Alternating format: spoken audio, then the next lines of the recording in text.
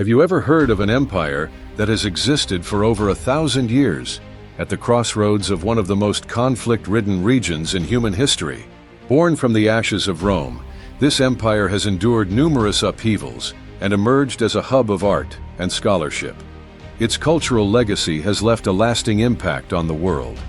This empire survived invasions, crusades, and bloody religious conflicts until it was conquered by the Ottomans in the mid-15th century. Let's explore the story of the rise and fall of one of the longest-lasting empires in human history, Byzantine Empire.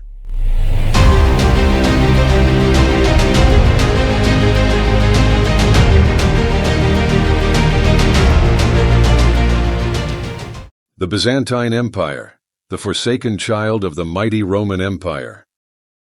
The Byzantine Empire was a powerful civilization that originated in 330 AD.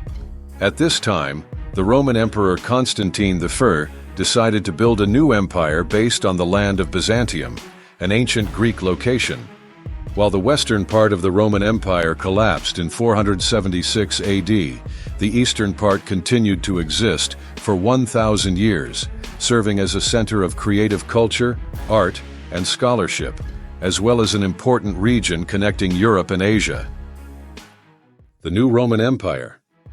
The term Byzantine originates from Byzantium, a city of ancient Greece founded by a person named Byzas. Located on the European side of the Prosperous Strait, connecting the Black Sea and the Mediterranean Sea, Byzantium had a strategic position, serving as a transit and trade hub between Europe and Asia. In 330 AD, the Roman Emperor Constantine I chose Byzantium as the capital of the new empire and renamed the city Constantinople. 5 years earlier, at the Council of Nicaea, Constantine recognized Christianity, which was previously a little-known Jewish sect, as the official religion of the empire. The citizens of Constantinople and the majority of the eastern part of the empire were considered Romans and followed Christianity, although many of them spoke Greek instead of Latin. Initially, Constantine ruled a unified Roman Empire, but this unity weakened after his death in 337. In 364, Emperor Valentinian I divided the empire into two parts, the West and the East, with power concentrated in the West, and his brother Valens taking charge of the East. The fate of these two parts developed differently over the centuries. The West faced continuous attacks from invading forces such as the Visigoths, leading to its decline, with only Italy remaining under Roman control. In 476, Odoacer overthrew the last Roman emperor, Romulus Augustulus, and after centuries, the once mighty Roman Empire collapsed.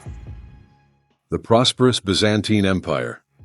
The eastern part of the Roman Empire was less affected by external attacks, partly due to its unique geographical location. The city of Constantinople was situated on a small peninsula between two seas, making it difficult and complex to invade the capital. Additionally, it shared a border with Europe, which was much smaller, making it easier to manage and protect from external attacks. The eastern part also benefited from a stronger administrative center and internal political stability. It was also much wealthier than other countries during the early Middle Ages. The Eastern emperors had more control over the empire's economic resources and could gather efficient military forces to resist invasions. Thanks to these advantages, the Eastern Roman Empire, often referred to as the Byzantine Empire, existed for many centuries after the fall of the Roman Empire. Although Byzantium followed Roman laws and political systems, with Latin as the official language, Greek was also widely used, and scholars were taught about Greek history, literature, and culture. In terms of religion, in 451, the Council of Chalcedon officially established the division of the Christian world into separate patriarchates, including Rome, Alexandria, Antioch, and Jerusalem. The Patriarch of Rome later claimed the title of Pope. Even after the territories of Alexandria, Antioch, and Jerusalem were absorbed into the Islamic Empire in the 7th century, the Byzantine emperor still maintained a spiritual leadership role for most Eastern Christians. Justinian the Great. Justinian the Great, who ascended the throne in 527 and passed away in 565, is considered the first great emperor of the Byzantine Empire. During his reign, the empire expanded its territory to most regions surrounding the Mediterranean Sea. Justinian's army conquered parts of the former Western Roman Empire, including the North African region. Under his rule, many magnificent structures were built, including the Church of Holy Wisdom, a grand cathedral with an impressive dome, also known as Hagia Sophia. Justinian also reformed and codified Roman law, creating the Justinian Code, which lasted for many centuries and shaped many modern legal systems. After Justinian's death, the Byzantine Empire became the largest and most powerful state in Europe. However, the empire's financial situation became difficult due to war debts, and Justinian's successors had to impose heavy taxes on Byzantine citizens to maintain the empire. Furthermore, the empire's military was stretched thin and struggled to hold on to the territories that Justinian had conquered. In the 7th century, attacks from the Persian Empire and the Slavs, combined with political instability and economic decline, threatened this vast empire. The most significant and serious threat was the emergence of Islam, founded by the Prophet Muhammad in Mecca in 622. From 634, the Islamic army began to attack the Byzantine Empire by invading Syria. By the end of this century, Byzantine had lost Syria, the holy city of Jerusalem, Egypt, and North Africa, along with other territories, to the forces of Islam. Iconoclasm. In the 8th and early 9th centuries, Byzantine emperors, starting with Leo III in 730, led a movement against the veneration of icons, or religious images, and banned the worship or veneration of these images.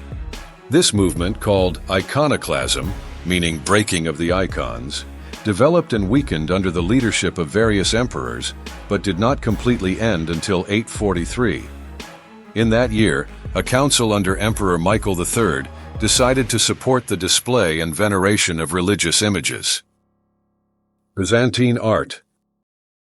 In the late 10th and early 11th centuries, during the Macedonian dynasty, under the leadership of Basil I, who succeeded Michael III, the Byzantine Empire experienced a period of prosperity. Although the Byzantine Empire's territorial area was smaller than during Justinian's time, it had more control over trade, became wealthier, and had more international prestige than in previous periods. The government of the empire patronized Byzantine art, including the development of precious art forms, such as Byzantine mosaics. The rulers also began to restore churches, palaces, and other cultural structures. They also encouraged the study of ancient Greek history and literature. The Greek language became the official language, and the monastic culture flourished, centered around Mount Athos in northeastern Greece. Monks played an important role in managing various institutions, such as orphanages, schools, and hospitals in daily life. Byzantine missionaries also succeeded in converting many people from Slavic ethnic groups in the Central and Eastern Balkans, including Bulgaria, Serbia, and Russia. The Crusades. At the end of the 11th century, the Crusades began, which were a series of holy wars conducted by Western European Christians against Muslims in the Near East from 1095 to 1291.